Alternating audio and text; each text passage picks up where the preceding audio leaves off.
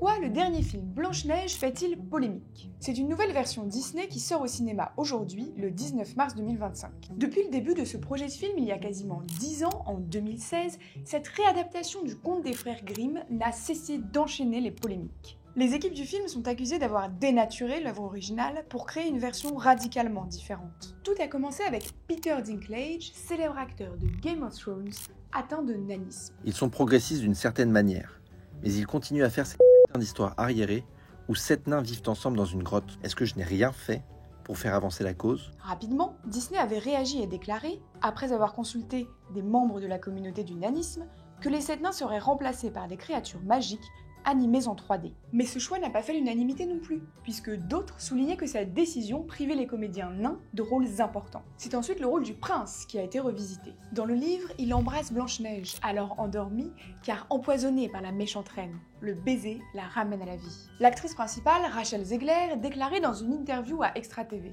On n'est plus en 1937, Blanche-Neige ne va pas être sauvée par le prince et elle ne va surtout pas rêver du grand amour, elle rêve d'être une chef, une dirigeante. C'est le sujet du consentement et de la dépendance de la princesse au prince qui était là remis en question. David Hand, fils du premier réalisateur de Blanche-Neige et les 7 nains, avait réagi en 2023 auprès du journal américain The Telegraph. Ça ne ressemble plus aux histoires d'origine.